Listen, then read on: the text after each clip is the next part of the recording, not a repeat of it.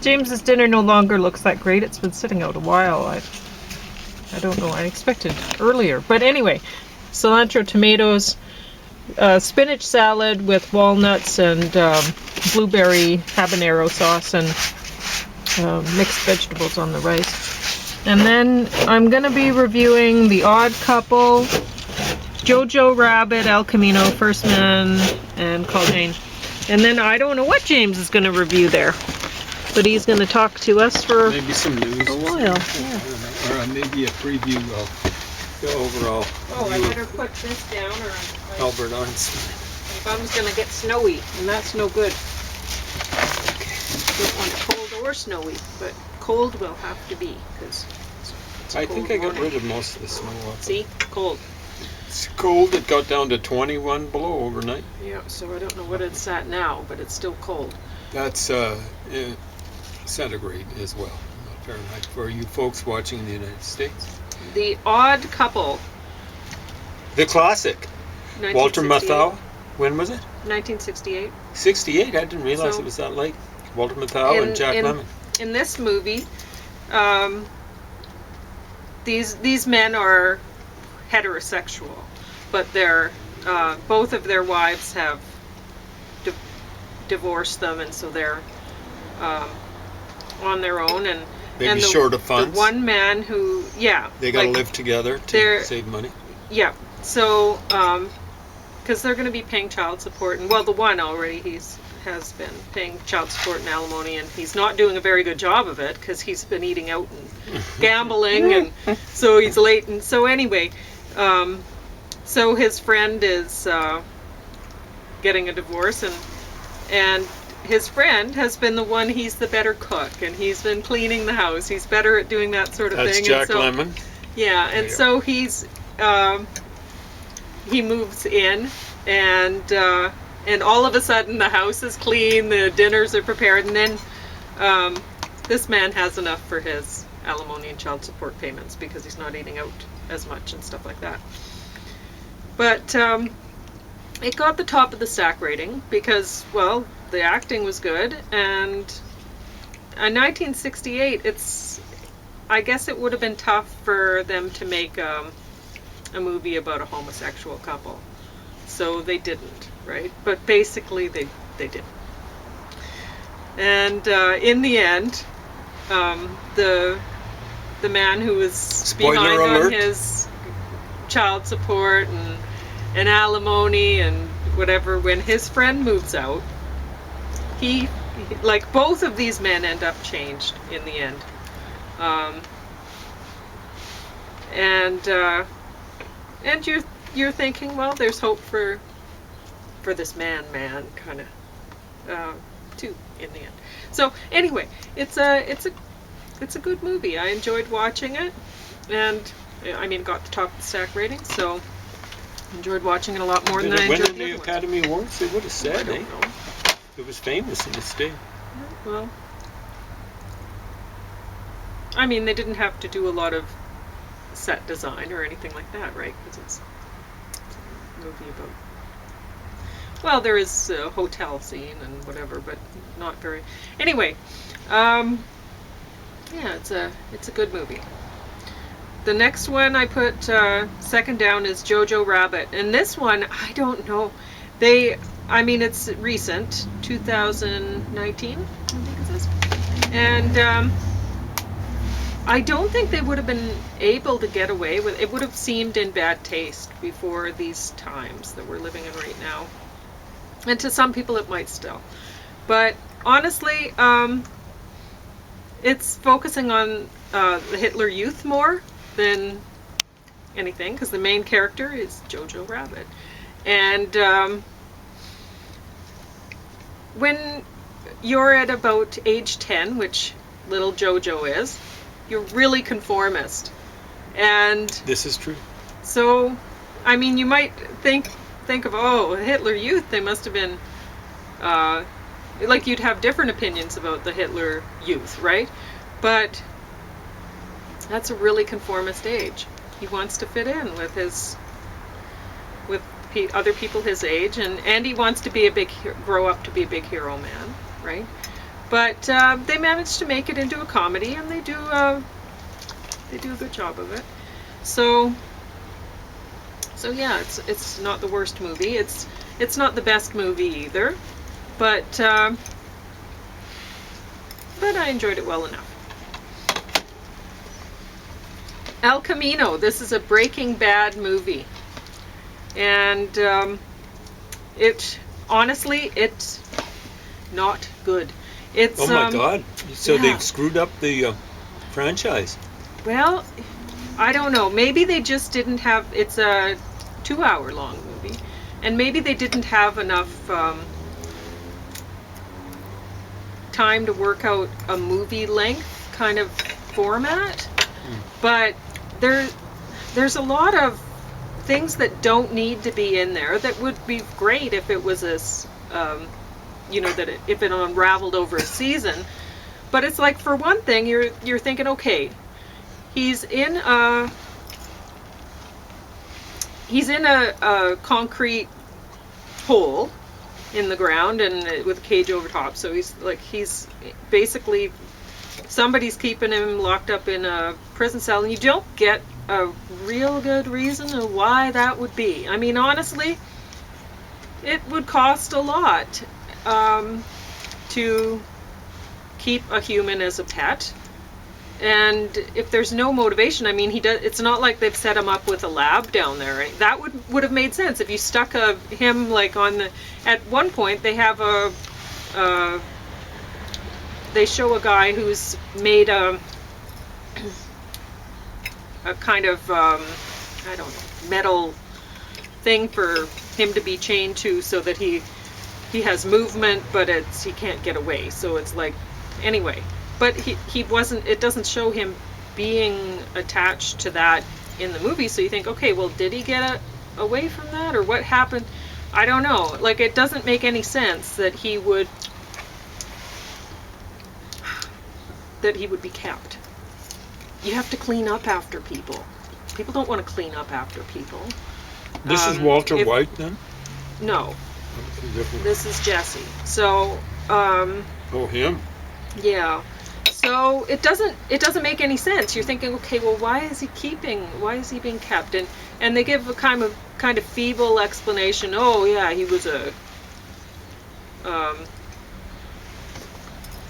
informant or something. I don't know what they called him. And so they're like, yeah, well, then wouldn't you kill him, or like what? Or exactly wouldn't you? Right. Like, why would you keep him? You wouldn't. Nobody would. So the whole premise for the movie makes zero sense. And they would keep Walter White because he has talent, right? Yeah, but I mean, Jesse knows how to make the stuff too over the years. He's learned how. So so it would make sense if they had him set up and they were like, okay, well, you're our cook that you never get out. Yeah. Just a prisoner. So the Soviets, that would make sense, but it doesn't show him doing that. He's in a hole in the ground. Well, why is he there? So the Soviets, who are just highfalutin gangsters, what they did with people in prison camps, who some of them weren't worked to death. They were like scientists, so they'd have them in labs, but they were still prisoners. Mm-hmm. Yeah. So I don't know. There's a lot of things in this movie that don't make sense, but I mean, the whole overarching theme of the movie doesn't make sense. So you're like, honestly, it's just not worth watching. And I don't know how many people watched Breaking Bad and thought, oh, Jesse was a good guy, but he was just weak or something and whatever. No, he wasn't a good guy. And yeah, he was weak, but anyway, really not worth watching. Very disappointing. I expected a lot from that, and I did not get it. Yeah, it's been a very good franchise with lots of different branches. You know, Better Call Saul, and the guy who played the cop. First Man. Now, I put these two, I was like, which one do I put at the bottom? First Man and Call Jane. These are based on real things, like First Man. This is Neil Armstrong, a story about him. And this one's about a group of women that are arranging abortions for people. So this is, and they're, I guess they're historically important events, but honestly, I put this one ahead because I thought, well, you know, Ryan Gosling is a better actor than Sigourney Weaver and Elizabeth Banks, frankly. And it's honestly probably a more important issue than abortion. I'm feminist, and I find it strange. I wouldn't have found it so. When I was young, I thought, yeah, you know, women should be able to have abortions and this and that. And then over the years, I realized that things like the whole free love movement, and then condoms, and then, but I mean less so condoms, but because men don't want to have to wear them, but for the most part. So, but it helps men out. It doesn't really help women out. It helps men out. And but abortion, it helps men out. It's not a girl power thing. There's they make it out in this movie. They're like, okay, well, you know, that like the Elizabeth Banks character, she's in a position where if she went through with the pregnancy, she had a pretty good chance of dying, like maybe 50% or something like that. Like the pregnancy, it might not work out for her. And yet the hospitals, they wouldn't allow the termination of her pregnancy legally. So you're like, huh. But at the same time, I think it's interesting, you know, the times that we're living in. When I was young, I had a cat who had kittens, lots of kittens, and too many kittens, and we were from a farm. And then when we moved to the city, and everybody's got their cats spayed and neutered, and I really didn't. I thought, yeah, I guess this is how it's supposed to be. You know, you're supposed to. And then now it's just it's essential that you have your pets neutered and spayed, and honestly, if you have a Chihuahua, you just go to the vets and you see these posters on the wall of each dog will have 1,000 dogs, puppies in its lifetime, or something like that if you don't get it spayed. Well, Chihuahuas, their litter size, the average litter size is 2, if you look it up. And I learnt over the years that they only, at least, I guess it can vary, but the female dog that I knew who was a Chihuahua, she would only go into heat and have a new batch of kids roughly every 9 months or something. So it was about the same as it would be for a human. And so, and she had a couple batches with only one puppy. And one batch, she had 2 puppies, but only one of them lived. I don't know what went wrong with that one.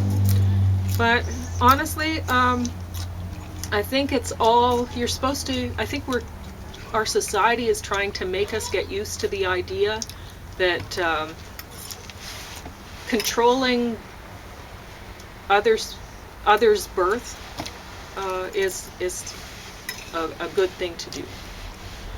And I wouldn't have thought that years ago, but now circumstances change, and life's a pretty good teacher.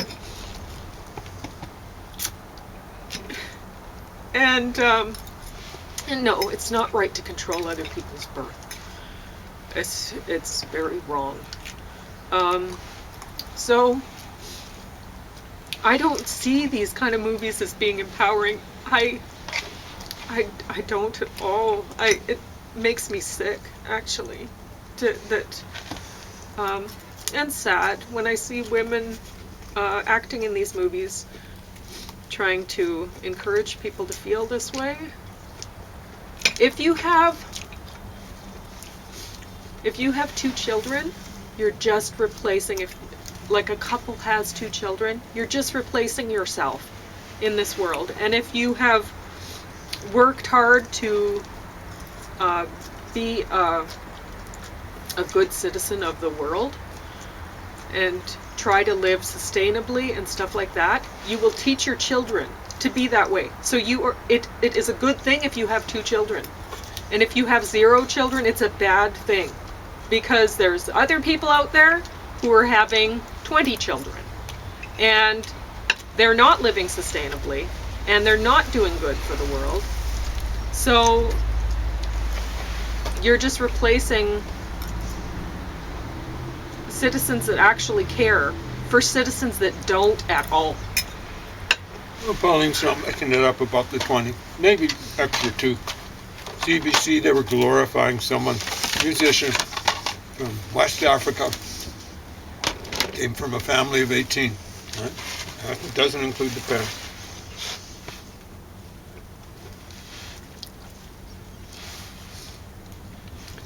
No one was saying that was a few too many people. No, that's my segue to CBC. I want to chat a little bit about Nala Hyatt. She was born, I think, in Winnipeg or someplace in Canada. Very soon, her parents took her to a refugee camp. Not sure where it was, Syria, Jordan, somewhere around there. And then she came back, and instead of being grateful for not being in a refugee camp, for actually being one of our not quite intellectual elite, she might have got a master's or something like that.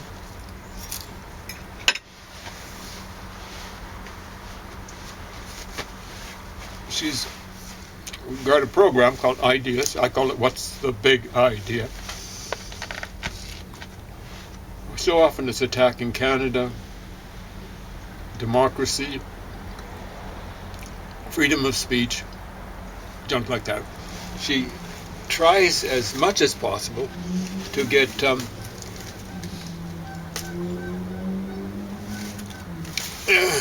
expose the Palestinian cause. I support Indigenous folks everywhere around the world where they have a reasonable right or a reasonable claim to the land. And Palestinians have no claim. The so-called Holy Land. I'm going to call it Israel. They do have a claim to the Gaza Strip and a little bit more. The Gaza Strip is a little bit smaller than it should be. It should be the traditional boundaries for ancient, what the Jews called Philistia, something like that. So Tel Mikne Ekron. Ekron was one of the traditional cities, 5 big cities of the, or towns of the Philistines. Incidentally, Palestine is just would be the Roman version of Philistine. Anyway, she had a little story about stories the other day. Not last night or yesterday, the day before. Stories. And there was one professor on there, and he was doing studies on stories. Of course, he had to use that buzzword, narratives. And that, to a large extent, was all about. But all the stories, he started off relating when he got worried about stories. It started with George Bush Jr. Everyone in his cabinet had a story. Then he goes to Ronald Reagan. Stories. He was saying all so much of what it seemed to be that he was motivated by stories. It doesn't matter if they were made up or whatever. And so much of his campaigning involved stories. And then he goes on and on. Donald Trump, the stories. And I'm going, yeah, like stories, all coming from the right wing. And of course, this professor sounded as though he was coming from the putative left wing. Look that up in your funking wagnalls, if you will, the putative. putative left-winger. I call folks like him nifty lefties. He wasn't talking anything about all the stories, the questioning of narrative. Seems to have come from the nifty lefties, the putative left-wingers. Big and heavy in the 90s, but it started in the 70s. Oh, everything's just a narrative. There's no truth. There's no reality. Well, what are these folks doing? Getting up on their high horse saying Donald Trump's lying. They don't believe in truth or reality. So what's the point? Donald Trump's the kind of reductio ad absurdum of that kind. No, there's worse, actually. It's the nifty lefties got the corner on the market on telling lies. Lies, stories, narratives. They've adopted the Marxian thing, the Marxist thing. The West would have done nothing. The democracies would have done nothing. Capitalism would have done nothing without settler colonizing and imperializing the New World. Okay, let's look at the folks that first did it. 100 years. When did slavery start in the United States? 1619. When were the Spaniards and the Portuguese? Well, the Spaniards started going into the New World 1492. That's more than 100 years before. You think they would have cornered the market? You think they would have been the folks who, instead of the English, who ended up with an empire that the sun never set on? What happened? You see, there was a different mindset in England, in the British Isles generally, including Scotland. There was a different mindset. The mindset was something like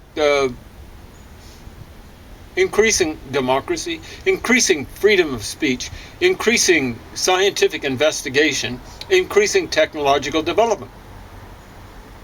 So there were things like slaves being exploited. Didn't help the southern United States in the long run. You'll get people saying American capitalism was fueled by the profits from slavery. Say what? If that's the case, after slavery was abolished in the United States, then that system of putative, there we got that word again, exploitation, should have gone down in, not flames, just not with a bang, but with a whimper. And yet, when you look at it, the two countries that led the second industrial revolution, which is thought to have involved electricity and things like that, maybe 1870 would be a good date for it.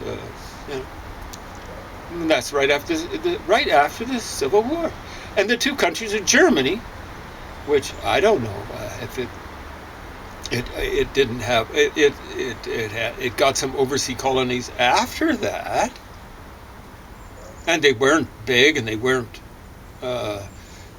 profitable, and they didn't have black slavery and stuff like that. What did they fuel that with? They fueled it with their brains. Even the Americans with their brains. Science and technology. Newsflash. Capitalism is about making it so slavery is not as inviting. In essence, not necessary, because what you exploit is machines. Machines. Look that up in your funking wagnalls. Machines. Technology. You're not even exploiting animals. Machines. Only Europeans got a head start on that because they were using water wheels even before the Industrial Revolution to obviate the need for using animals and the putative, there we got that word again, need for slavery. So that's a little Marxist slander on capitalism. And understand, I don't support capitalism, but there are way worse things in this world. Way worse, including communism, including fascism, including several major league religions. I'm not going to name them because you guys are going to have a little fit out there. And but all you got to do is, the Bible says, by their fruits you shall know them. I'm going to name one, and that's Catholicism. It doesn't do as well as capitalism when it comes to freedom of speech. Ask the ghost of Galileo. I think it was just recently they kind of took Galileo's, well, they kind of forgave Galileo or something like that. Wow. When you got a system like that, you're not going to get scientific development. It wasn't too much after Galileo. You've got a guy called Johannes Kepler. I mean, he's really close to Galileo. And holy smokes, the system that he came up with, the advance on Copernicus is stunning. And then you look in England. Just 2 generations after Galileo's high point, and maybe less, or roughly a generation after Galileo's death, you got Isaac Newton. Wow. Now Galileo is stunning. Like he's using mathematics and stuff like that to explain various phenomena. Impressive. But Newton, because he lived in a freer, I'm not going to say free society, there's no such thing as a totally free society, but a freer, much freer society. Holy smokes, the advances. His contemporary, what was his name? Christian Huygens, probably mispronounced. I might have got the first name wrong, and I'm definitely mispronouncing the last name. He's stunning too. Stunning. That's like 1660. That's like, 50 years after slavery started in the United States. Was that supposed... Can you imagine how small it was at the beginning? And that's supposed to have fueled the scientific and technological revolution. And then later the Industrial Revolution. Grab a brain. You are lying to yourselves, and you're letting other people lie to you. Lie after lie after lie. Here's another lie. China, during the Ming Dynasty, early part of it, gets a little expedition going, a trading expedition. It makes it to the west coast of Africa. This is roughly 1400 AD. Holy smokes. When did Europeans do the trip the opposite way? When did they make it to the South China Sea? The Romans did it. The ancient Romans did it 1400 years before the Chinese in the Ming Dynasty.